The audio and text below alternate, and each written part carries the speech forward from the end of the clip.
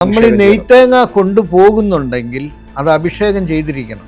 ആഴിയിൽ നിന്ന് ചിലര് പാതി കത്തിയ തേങ്ങ വീട്ടിൽ കൊണ്ടുവരാറുണ്ട്. അതൊരിക്കലും പാടില്ല. മറ്റൊരുവന്റെ പാതി വെന്ത ശരീരം കൊണ്ട് നമ്മൾ വീട്ടിൽ വരിക എന്ന് പറഞ്ഞാൽ പോയതിന്റെ എത്രയോ തലമുറയ്ക്ക് ദോഷം കിട്ടുന്ന ദോഷം നമ്മൾ ഈ ചെയ്തു വയ്ക്കുന്നത്.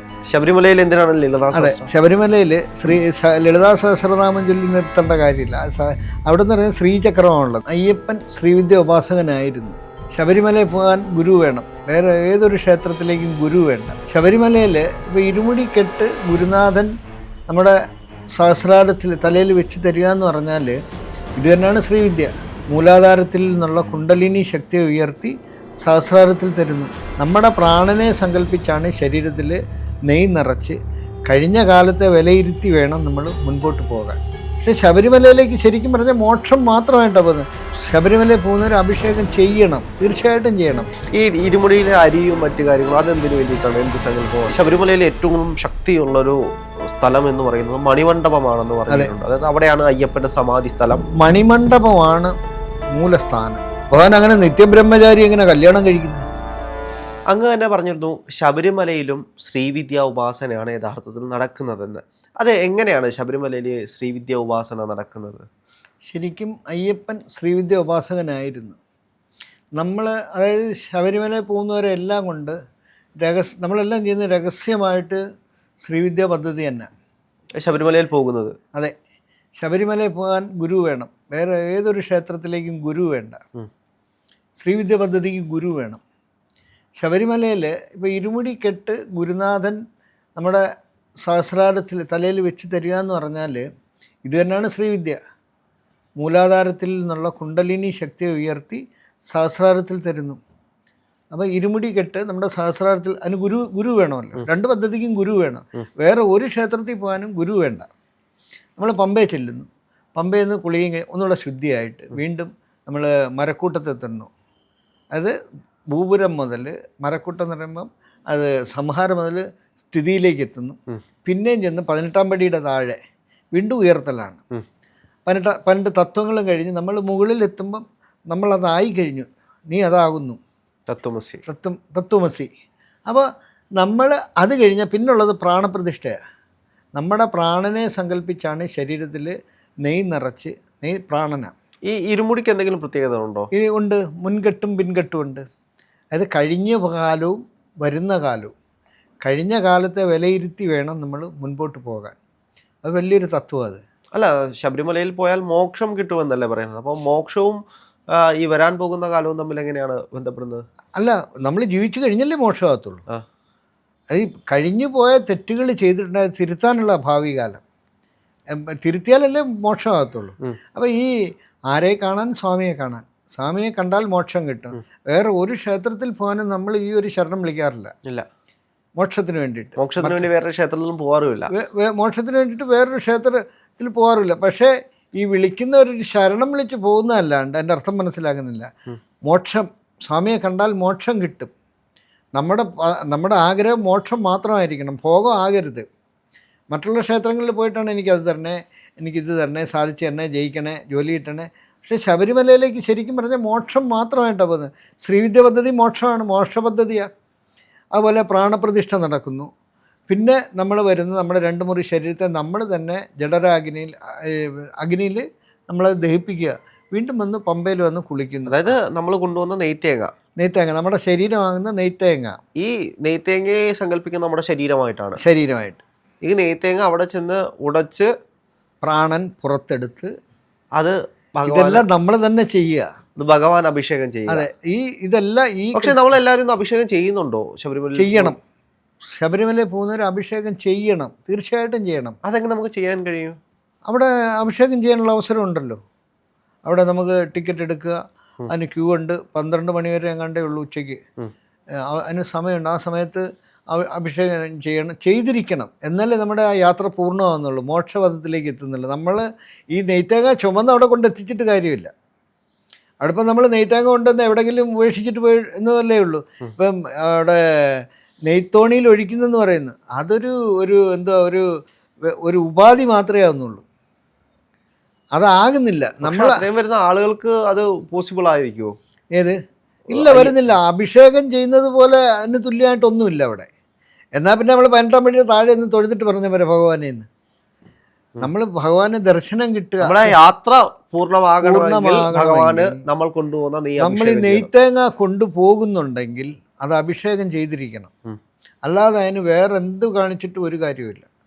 പിന്നെ ഈ ചിലർ കൊണ്ടുപോയി, മിക്കവാറും പേര് മലയാളികളാണ് എൻ്റെ ഒരു ഇതിൽ, നെയ്ത്തോണിയിൽ പൊട്ടിച്ചൊഴിച്ചാൽ അത്രയും മതി എന്നുള്ളൊരു ധാരണ. കാരണം നമ്മൾ അതിൻ്റെ പൂർണ്ണ അർത്ഥം മനസ്സിലാക്കി മോക്ഷത്തിന് വേണ്ടിയിട്ടാണ് ചെയ്യുന്നത്.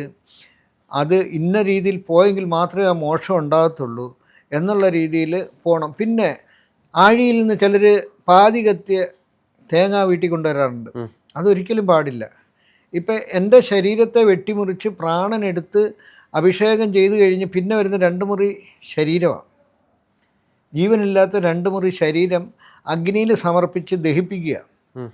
ഇത് എടുക്കുക എന്ന് പറഞ്ഞാൽ നമ്മൾ പോയി പിന്നെ എടുക്കാൻ പാടില്ല. ആഴിന്ന് ശരീരം മറ്റൊരാൾ, ഇപ്പം ഞാൻ 2 മുറി ഞാൻ കൊണ്ടുപോയി നെയ്ത്തേങ്ങ, ഞാൻ അതിൻ്റെ പ്രാണനെ എടുത്ത പ്രാണപ്രതിഷ്ഠ നടത്തി കഴിഞ്ഞ് അഭിഷേകം ചെയ്ത് കഴിഞ്ഞ് പിന്നെ വരുന്ന 2 മുറി ശരീരം ഇത് ഞാൻ തന്നെ ദഹിപ്പിച്ചു.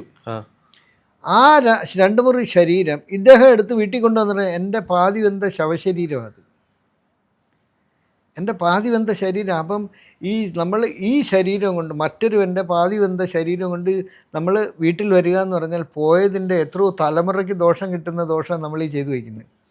അങ്ങനൊന്നും ചെയ്യാൻ പാടില്ല. ശരിക്കും പറഞ്ഞാൽ ശബരിമല എന്ന് പറഞ്ഞാൽ പറഞ്ഞില്ലേ, അയ്യപ്പനും പലർക്കും അറിയില്ല ശബരിമല യാത്ര എങ്ങനെ ചെയ്യണമെന്ന് അറിയത്തില്ല. ഇപ്പം ചിലപ്പോൾ നാളെ പോകുന്നുള്ള ഇന്ന് മാലയിടും. 41 ദിവസം മണ്ഡലം. ഈ സൂര്യമാസവും ചന്ദ്രമാസവും തമ്മിലുള്ള വ്യത്യാസമാണ് ഈ 41 ദിവസം. അത് ഈ വൃശ്ചികം 1 മുതൽ ധനു 11 വരെ അത് വരുന്നത്. ആ സമയത്താണ് സർവ്വദേവതകൾക്കും ചൈതന്യം കൂടുന്നത്. അതാണ് എല്ലാ ക്ഷേത്രങ്ങളിലും പ്രാർത്ഥനയും ഈ ചിറപ്പും ഒക്കെ നടക്കുന്നത്. എല്ലാ ക്ഷേത്രങ്ങളിലും ആ സമയത്ത് പ്രത്യേക പൂജകൾ കാണും. അപ്പോൾ ആ സമയത്ത് പോകണം എന്ന് 41. ഇപ്പം നമ്മൾ ഏതെങ്കിലും ഇപ്പോൾ 3 ദിവസം ഇതെടുക്കുന്നവരുണ്ട്, 2 ദിവസം എടുക്കുന്നവരുണ്ട്. എന്നുവെച്ചാൽ അവർ സ്വയം തീരുമാനം എനിക്കിത് മതി, ഞാൻ എല്ലാം തികഞ്ഞിരിക്കുന്നതാണ്, എനിക്കിത് മതി എന്നുള്ളൊരിതില്ല. ഈ ഇരുമുടിയിലെ അരിയും മറ്റു കാര്യങ്ങളും അതെന്തിനു വേണ്ടിയിട്ടാണ്, എന്ത് സങ്കല്പമാണ്? ശരിക്കും പറഞ്ഞാൽ പന്തള രാജാവ് അയ്യപ്പന് ഭക്ഷണ സാധനങ്ങൾ കൊടുത്തു വിടുക, പോകുന്ന വഴിക്ക് ഇത് വെച്ച് കഴിക്കുക. അതാണ് ഈ ഇരുമുടിക്കെട്ടിൽ. പിന്നെ നമ്മുടെ സർവ അഹം എന്നുള്ളൊരു ഭാവം ഉടക്കിയാണ് 18-ാം പടിയുടെ താഴെ ഞാൻ തീരുക. അവിടെ ഞാനെന്ന ഭാവം അത് തീർന്നു കഴിഞ്ഞ് 18 തത്വങ്ങൾ നമ്മൾ കയറുക. അവിടെ നമുക്ക് ശരിക്കും പറഞ്ഞാൽ നമുക്ക് വെച്ച് കഴിക്കാനുള്ള സാധനങ്ങളുമായിട്ടാണ് ഇരുമുടിയിൽ നിറച്ചാണ് പോകുന്നത്. അതിപ്പം തമിഴ്നാട്ടുകാരൊക്കെ ചെയ്യുന്നുണ്ട്. പുളി, പരിപ്പ്, മുളക്, സകല സാധനവും നിറച്ച് അവർ വരുന്നത്. ഇരുമുടി നിറച്ച് വരുന്നത് എല്ലാ സാധനവും നിറച്ച്.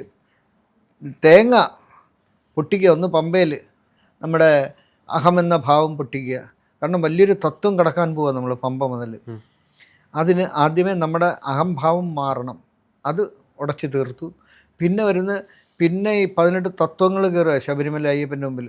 അപ്പോഴും ഞാനെന്ന ഭാവം ഉടയണം അവിടെ. പിന്നെ ഞാനിന്നില്ല, ഭഗവാനിൽ സമർപ്പിക്കാൻ പോവുകയാണ്. അപ്പം ഞാനില്ല അവിടെ. അപ്പം ഇതാണ് അതിൻ്റെ 2 തേങ്ങ കൊണ്ടുവന്നു. പിന്നെ അരി അവിടെ സമർപ്പിക്കാൻ അന്നദാനത്തിന് കൊടുക്കാം. പിന്നെ അവിടെ അത് മഞ്ഞൾപ്പൊടി, അത് മാളികപ്പുറത്തമ്മയ്ക്ക്, പിന്നെ അങ്ങനെ ഓരോ ദേവതകൾക്ക്, കറുപ്പസ്വാമി, കൊച്ചുകടുത്ത, ഇവർക്കെല്ലാം മലർപ്പൊടി, നമ്മുടെ കറുപ്പ് കൊണ്ടുപോകുന്നവരുണ്ട് കറുപ്പസ്വാമിക്കായിട്ട്. പിന്നെ ഈ കറുപ്പസ്വാമിയും ശാസ്താവും രണ്ടും അല്ല, പിന്നെ കറുപ്പസ്വാമി തമിഴിലെ കറുപ്പസ്വാമി തമിഴി എന്നുള്ളതാണ്. അത് അയ്യപ്പൻ്റെ ഇതായി പിന്നെ സംരക്ഷകനായിട്ടാണ്. അയ്യപ്പൻ്റെ സംരക്ഷകനാണ് ഈ കറുപ്പസ്വാമി. അതെ. പിന്നെ കടുത്ത, കൊച്ചുകടുത്ത, ഇവരെല്ലാം കറുപ്പസ്വാമിയും കറുപ്പായി അമ്മയുണ്ട്. അത് 18-ാം പടിയുടെ 2 സൈഡിലാണ്. പിന്നെ കടുത്ത, കൊച്ചുകടുത്ത, ഇവരെല്ലാം ഉണ്ട് അവിടെ. ഇതെല്ലാം സംരക്ഷകരാണ്. പിന്നെ ഈ ശബരിമലയിൽ ഏറ്റവും ശക്തിയുള്ളൊരു സ്ഥലം എന്ന് പറയുന്നത് മണിമണ്ഡപമാണെന്ന് പറഞ്ഞിട്ടുണ്ട്. അതായത് അവിടെയാണ് അയ്യപ്പൻ്റെ സമാധി സ്ഥലം.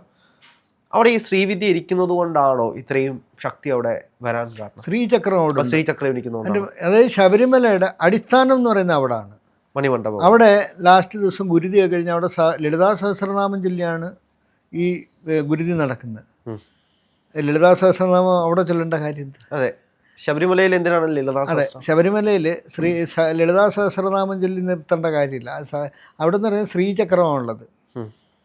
അത് പിന്നെ എല്ലാവരുടെയും ധാരണ അവിടെ ഭസ്മം എറിയാനുള്ളൊരു സ്ഥലമാണ്.